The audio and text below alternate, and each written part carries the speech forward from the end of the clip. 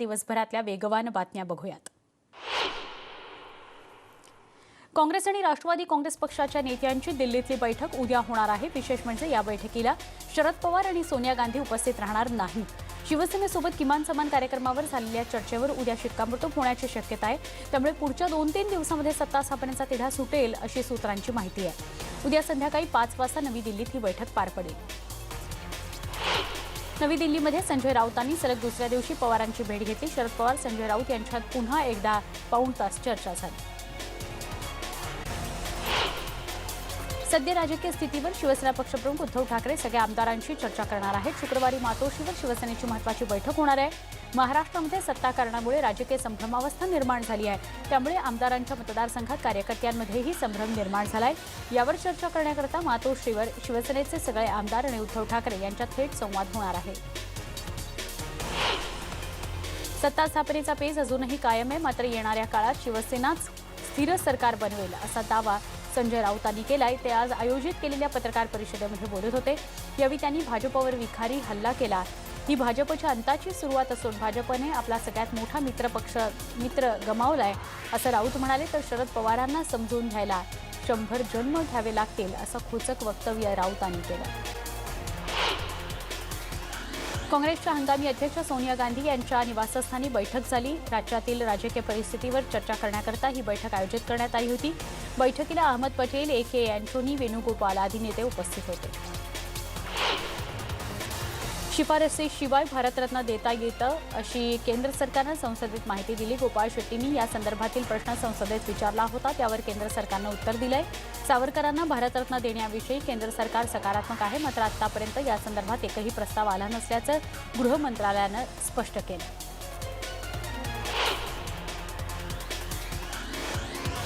काँग्रेस आमदारांमध्ये अस्वस्थता वाढणार नसून दिल्लीतील पक्षश्रेष्ठी जो निर्णय घेतील तो अंतिम असल्याचं बाळासाहेब थोरात म्हणाले। स्वाभिमानी शेतकरी संघटनेचे अध्यक्ष राजू शेट्टी यांनी राष्ट्रवादी काँग्रेसला सल्ला दिलाय। राष्ट्रवादी काँग्रेसनं भाजपच्या मोहजाळात फसू नये। सर्वसामान्य जनतेला ते कदापि मान्य होणार नाही असा सल्ला शेट्टी यांनी ट्विट करून दिलाय। आपापसात वाद केल्यानं दोघांचंही नुकसान होतं। मात्र ते वाद सोडत नाहीत असं सूचक वक्तव्य सत्ता संघर्षावर सरसंघचालक मोहन भागवतांनी केले। ते नागपूरमध्ये बोलत होते। त्यांनी नचिकेत आणि यमाच्या कथेतून सार सांगत हे वक्तव्य केलंय। स्वार्थ केल्यानं नुकसान होतं पण स्वार्थ कोणी सोडत नाही असं त्यांचं म्हणणं होतं। यंदाच्या निवडणुकीमध्ये शिवसेना संपवण्याची भाजपची खेळी होती। मात्र ती खेळी यशस्वी झाली आणि त्यांच्यावरच उलटली असं म्हणत माजी गृहराज्यमंत्री आणि शिवसेनेचे आमदार दीपक केसरकर यांनी भाजपवर निशाणा साधलाय। केसरकर आज कल्याणच्या नेवाळी आणि चौदागाव परिसरात गेले होते। यावेळी पत्रकारांशी बोलताना त्यांनी भाजपवर टीका केली। राणेंना प्रवेश देणं ही सुद्धा भाजपची खेळी होती। मात्र राणे जिथे जातात त्यांची सत्ता जाते। त्यामुळे त्यांची सध्या काहीच किंमत नसल्याचं म्हणत केसरकर यांनी नारायण राणे यांची खिल्ली उडवली।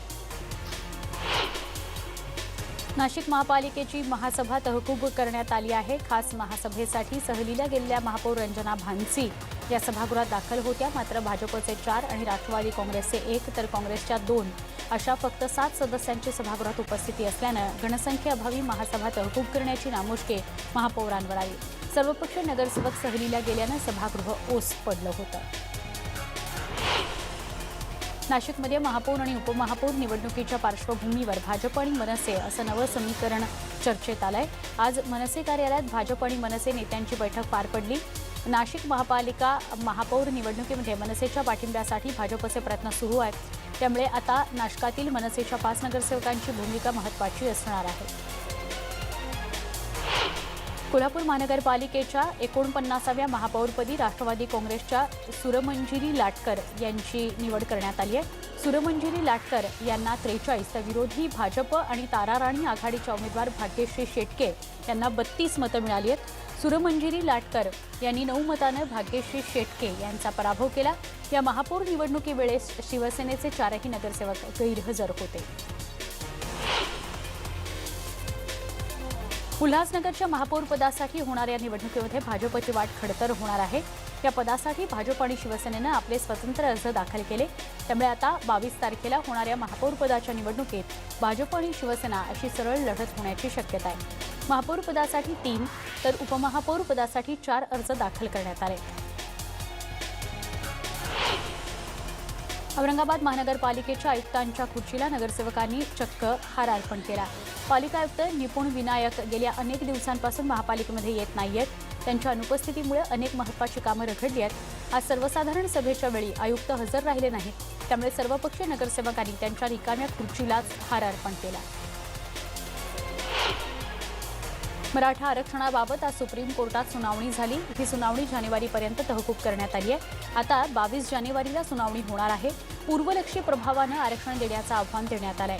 मुंबई हायकोर्टानं राज्य सरकारचा मराठा आरक्षणाचा निर्णय कायम ठेवत मराठा आरक्षण वैध असल्याचा निर्णय दिला होता। मात्र शिक्षण आणि नोकरीत 16% मराठा आरक्षण देण्याऐवजी 12 किंवा 13% देण्याचे निर्देश दिले गेले। साखरेचे दुष्परिणाम समजण्यासाठी अन्न आणि औषध प्रशासन नवं पाऊल उचलण्याच्या तयारीत आहे। साखर खाणं आरोग्यासाठी घातक असा इशाराच लवकरच साखरेच्या पोत्यावर छापणं बंधनकारक होणार असल्याचं कळतंय। वैद्यकीय क्षेत्रात साखरेचा उल्लेख पांढरं विष म्हणून केला जातो। पीएमसी बँकेचे 16 लाख खातेधारक ज्यांच्या समस्यांवर चर्चा करण्यासाठी मुंबई काँग्रेसचे अध्यक्ष एकनाथ गायकवाड यांच्या नेतृत्वाखाली काँग्रेसच्या शिष्टमंडळानं महाराष्ट्राचे राज्यपाल श्री भगतसिंग कोश्यारी यांची राजभवनावर भेट घेतली। यावेळी काँग्रेसचे आजी माजी खासदार, आमदार आणि नगरसेवक उपस्थित होते। पीएमसी बँक ग्राहक यांच्यावर अन्याय न होता तात्काळ त्यांच्याकडे लक्ष दिलं जावं अशी मागणी यावेळेस काँग्रेस नेत्यांनी केली। पुणे गृहनिर्माण आणि क्षेत्रविकास मंडळ पुणे अंतर्गत पुणे आणि पिंपरी चिंचवड महापालिका हद्दीतील 2190 सदनिकांची ऑनलाईन सोडत आज पार पडली। पुण्यातील नेहरू मेमोरियल हॉलमध्ये हा कार्यक्रम आयोजित करण्यात आला होता। सार्वजनिक बांधकाम विभागानं सुमारे 2000 कोटींची कामं स्थगित केली आहेत। निधी आणि कामाचा ताळमेळ बसत नसल्यानं कामं स्थगित करण्यात आली। या संदर्भात सार्वजनिक बांधकाम सचिवांनी विभागाला पत्र दिलंय। अर्थसंकल्पामध्ये नमूद केलेली पण वर्क ऑर्डर नसलेली कामं स्थगित करा असे आदेश देण्यात आले। एसटीच्या ताफ्यामध्ये आधुनिक सुविधांनी सुसज्ज असणाऱ्या गाड्या दाखल झाल्यात। या गाड्यांमध्ये शयन आणि आसनी अशा दोन्ही व्यवस्था असणार आहेत। एकीकडे एसटी कात टाकत असताना दुसरीकडे अशा खासगी ट्रॅव्हल्सला टक्कर देणारी गाडी ताफ्यामध्ये दाखल होणं हे सकारात्मक पाऊल आहे। नाशिकमध्ये अहिल्याबाई होळकर पुलालगत असलेल्या पुरातन सुंदर नारायण मंदिराचं काम तब्बल 2 वर्षांपासून सुरू आहे। खासदार हेमंत गोडसे यांनी या कामाची सुरुवात मोठ्या गाजावाजा करत केली होती। या पुरातन मंदिराच्या जीर्णोद्धारासाठी निधीही मंजूर झाला, कामही सुरू झालंय। मात्र त्यानंतर अत्यंत मंद गतीनं संथ गतीनं काम सुरू आहे। शहरातल्या एका मंदिराचं हाती घेतलेलं काम पूर्ण होऊ शकत नाही, तर इतर विकास कसा काय केला जाणार आहे असा प्रश्न आता नागरिक विचारतात। मुंबईतील जोगेश्वरी विक्रोळी लिंक रोडवर धावत्या कारला अचानक आग लागली। सुदैवाने या आगीत जीवितहानी झाली नाही, मात्र पवईकडे जाणारी वाहतूक काही काळासाठी विस्कळीत झाली होती। या आगीचं कारण मात्र अद्याप अस्पष्ट आहे। मीरा रोड इथल्या काशीमीरा परिसरातील पेनकरपाडा इथं राहणाऱ्या तरुणाची त्याच्या मित्रांनीच पैशाच्या वादातून हत्या केल्याची घटना घडली आहे। हर्षल कालखिरे आणि अविनाश बामणे हे दोघे मित्र होते। अविनाशकडून कामाचे 27,000 रुपये हर्षलला येणं बाकी होतं। अविनाश पैसे देत नसल्यामुळे त्यांच्यात वाद चालू होता। याच वादातून हर्षलची हत्या केल्याचं म्हटलं जात आहे। नालासोपारा पूर्वेकडील आचोळे रोड इथं एका अल्पवयीन मुलीवर 4 जणांनी सामूहिक अत्याचार केला।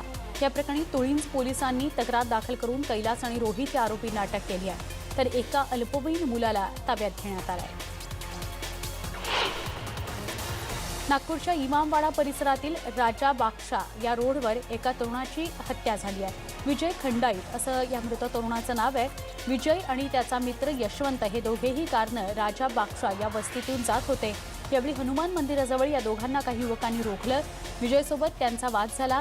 आरोपींनी विजयवर हल्ला केला आणि ते तिथून निघून गेले। पुण्यातील दिवेघाटामध्ये नामदेव महाराजांच्या पालखी सोहळ्यात जेसीबी शिरला आणि मोठा अपघात झाला। या अपघातात 2 वारकऱ्यांचा दुर्दैवी मृत्यू झालाय, तर 2 जण जखमी झालेत। यामध्ये नामदेव महाराजांच्या वंशजांचा मृत्यू झालाय। सोपान महाराज नामदास आणि अतुल महाराज आळशी अशी दोघा मृतांची नावं आहेत। या अपघातातील मृतांच्या नातेवाईकांना 5 लाखांची मदत चंद्रकांत पाटलांनी जाहीर केली आहे। म्हणजेच ही मदत भाजपतर्फे दिली जाणार आहे। पुण्यामध्ये आज अखिल भारतीय किसान सभेच्या वतीनं कृषी आयुक्तालयावर धडक मोर्चा काढण्यात आला। तुटपुंज्या शासकीय मदतीचा निषेध करण्यासाठी राज्यपालांना 80 रुपयांचं पाकिटही परत करण्यात आलंय। डॉक्टर अजित नवले यांच्या नेतृत्वात हा धडक मोर्चा काढण्यात आला। भिवंडी तालुक्यातील अनधिकृत बांधकामं तोडण्याचे आदेश न्यायालयाने दिले असून त्यामध्ये गोदाम आणि घरांचा समावेश आहे। या कारवाईमुळे खारबाव आणि भादवड इथं शेकडो नागरिक रस्त्यावर उतरले होते। शिवसेनेचे आमदार शांताराम मोरे आणि माजी आमदार रुपेश म्हात्रे यांच्या नेतृत्वात हे आंदोलन करण्यात आलं। ठाण्यातील कळवा उड्डाण पुलावर मोठ्या प्रमाणात वाहतूक कोंडीचा सामना प्रवाशांना करावा लागतो। त्यामुळे या रस्त्यावर सकाळ संध्याकाळ वाहतूक कोंडी दिसून येते। गेल्या अनेक वर्षांपासून लहान उड्डाण पूल धोकादायक झाल्यानं तो बंद करण्यात आलाय। नवीन उड्डाण पुलाचं काम हे गेल्या 4 वर्षांपासून चालू आहे। याचा फटका देखील वाहतूक कोंडीवर होतो आहे। डोंबिवली एमआयडीसीतील नाल्यात चक्क हिरव्या आणि जांभळ्या रंगाचं पाणी पाहायला मिळालं।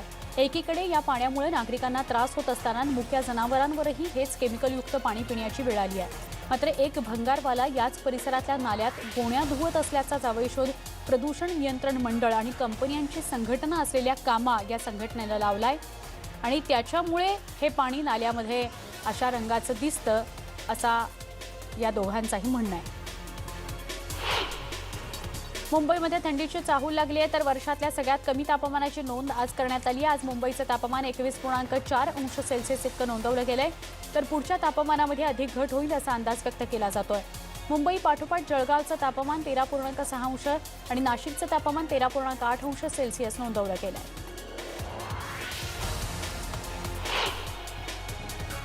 अवकाळी पावसामुळे नुकसान झालेल्या शेतकऱ्यांना सरसकट 25,000ची तात्काळ मदत मिळावी या मागणीसाठी जिल्हाधिकारी कार्यालयात घुसण्याचा प्रयत्न करणाऱ्या प्रहार जनशक्ती शेतकरी संघटनेच्या कार्यकर्त्यांना पोलिसांनी ताब्यात घेतलाय। पोलिसांनी आंदोलक कार्यकर्त्यांना जिल्हाधिकारी कार्यालयाच्या प्रवेशद्वारावरच रोखलं, त्यामुळे काही काळ तणावाचं वातावरण निर्माण झालं होतं। पुणे मंगळूर राष्ट्रीय महामार्गावरच्या सातारा ते पुणे दरम्यान झालेल्या खड्ड्यांमुळे महामार्गाच्या दुरवस्थेबाबत सोशल मीडियातून जनआंदोलन उभं राहिलंय। उदयनराजे भोसले यांच्या बरोबरीने आता आमदार शिवेंद्रसिंहराजे भोसले यांनी या आंदोलनाला पाठिंबा दिलाय।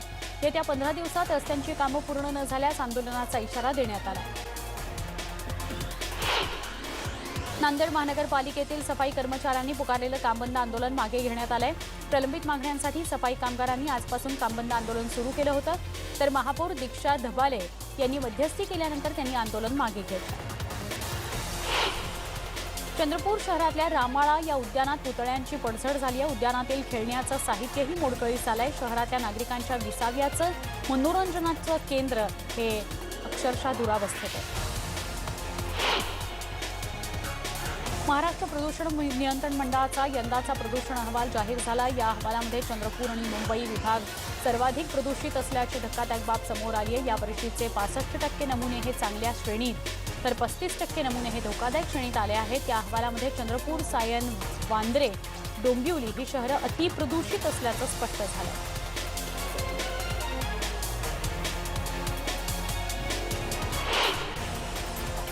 दोन दुचाकींची समोरासमोर धडक होऊन भीषण अपघात घडला। या अपघातात एकाचा जागीच मृत्यू झालाय तर 2 जण जखमी झालेत। जळगाव राष्ट्रीय महामार्ग जामनेर पाचोरा रस्त्यावरील हंबाळगाव ते मालखेडा या रस्त्यावर हा अपघात घडला। आज जागतिक पुरुष दिनानिमित्त वास्तव या संघटनेच्या वतीनं पत्रकार परिषद घेऊन पुरुषांबाबत होणाऱ्या लिंगभेदाबाबत जनजागृती करण्यात आली। गेल्या काही काळात कायद्यामध्ये बदल करण्यात आले। हुंडाविरोधी कायदा, बलात्कार संदर्भातला कायदा यात पुरुषांना त्यांची बाजू मांडण्याची संधी मिळत नाही। त्यामुळे हे कायदे पुरुषविरोधी असल्याचं सांगत कायद्यातील दोष दाखवण्यासाठी आम्ही लवकर जनहित याचिका दाखल करणार असल्याचं वास्तव या संघटनेनं म्हटलंय। पुण्यातील मानाचा सवाई गंधर्व महोत्सव यंदा 11 ते 15 डिसेंबर या कालावधीत संपन्न होणार आहे। महोत्सवाचं यंदाचं 67वं वर्ष आहे। दरवर्षी सनई वादनानं या महोत्सवाची सुरुवात होते, पण यावर्षी भीमसेन जोशींचे गुरुबंधू फिरोज दस्तूर यांचं जन्मशताब्दी वर्ष असल्यानं त्यांचे शिष्य गिरीश संजगिरी यांच्या गायनानं महोत्सवाची सुरुवात होणार आहे। फिरोज दस्तूर यांना आदरांजली वाहण्यासाठी हा बदल करण्यात आला आहे। डाळिंब उत्पादक शेतकऱ्यांनी डाळिंबाचं उन्हापासून आणि धुक्यानं पडणाऱ्या रोगराईपासून संरक्षण करण्यासाठी बागेवर पूर्णपणे आच्छादन केलंय। तर डाळिंबाच्या बागांवर अशा प्रकारे आच्छादन करण्याचा हा प्रयोग बऱ्याच ठिकाणी मोठ्या प्रमाणावर केला जातोय। सगळ्या संकटांपासून वाचण्यासाठी शेतकऱ्यांची ही धडपड दिसून येते। बांधकाम कामगारांच्या विविध मागण्यांकरता आज निवारा बांधकाम कामगार संघटनेच्या वतीनं सहाय्यक कामगार आयुक्त कार्यालयावर हल्लाबोल करण्यात आला।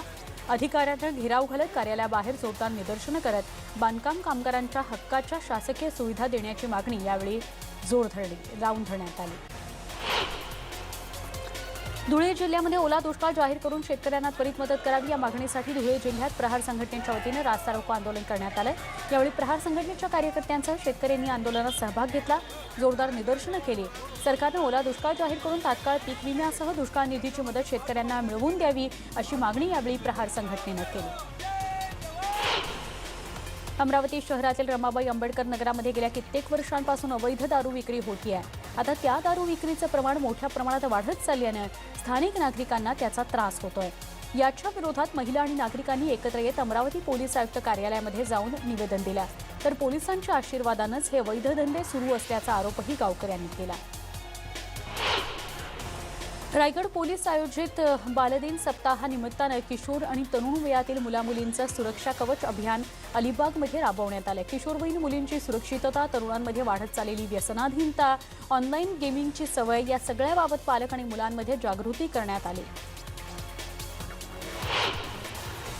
महाराष्ट्र एज्युकेशन सोसायटीचे 160वं वर्ष ज्याच्यात पदार्पण झाल्यानं संस्थेच्या शतकोत्तर हिरक महोत्सव वर्षाच्या निमित्तानं रत्नागिरी जिल्ह्यातल्या खेडमधील लोटे इथं अभिवादन यात्रेचं आज आयोजन करण्यात आलं होतं। या रॅलीमध्ये सुमारे 500हून अधिक विद्यार्थी, डॉक्टर्स, नर्स यांनी भाग घेतला।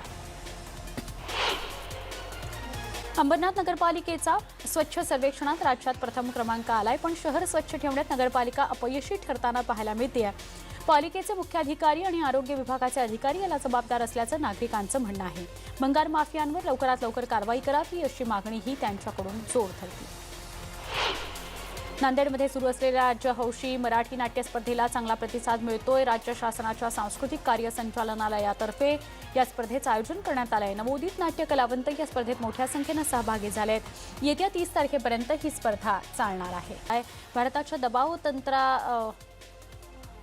पाकिस्तानकडून पुन्हा ही टपाल सेवा सुरू करण्यात आली, मात्र पार्सल सेवा अजूनही बंदच आहे। भारतात आता लवकरच फेसबुक पे हे नवं ॲप येणार आहे। गुगल पे, ॲपल यानंतर आता फेसबुकनं पैसे भरण्यासाठी नवी सेवा सुरू केली आहे। गेल्या आठवड्यात ही सेवा अमेरिकेत लॉन्च झाली, लवकरच ही सेवा भारतात येणार आहे। मराठी चित्रपटसृष्टीतील गटबाजीवर अभिनेत्री श्रुती मराठे हिनं प्रथमच जाहीरपणे भाष्य केलं। आपणच कोणत्याही ग्रुपचा भाग नसल्यामुळे अनेकदा आपल्याला डावललं जातं, हेही तिनं मान्य केलंय। पुणे श्रमिक पत्रकार संघाच्या सांस्कृतिक कट्ट्यावर श्रुती मराठेनं अनेक विषयांवर बिनधास्त आणि आपली रोखठोक मतं मांडली। अकोल्यातील डॉक्टर पंजाबराव देशमुख कृषी विद्यापीठामध्ये राष्ट्रीय स्तरावरील पश्चिम विभागीय विद्यापीठाच्या खो-खो स्पर्धेचं आयोजन करण्यात आलं। आजपासून या स्पर्धांना सुरुवात झाली। या स्पर्धेसाठी 5 राज्यातून महिला खो-खो संघांनी सहभाग नोंदवलेला आहे। त्याकरता डॉक्टर पंदकृवी अकोलाकडे एकूण 61 विविध विद्यापीठांनी अनुकूलता दर्शवली आहे। 23 तारखेपर्यंत अकोल्यात या स्पर्धा होणार आहेत।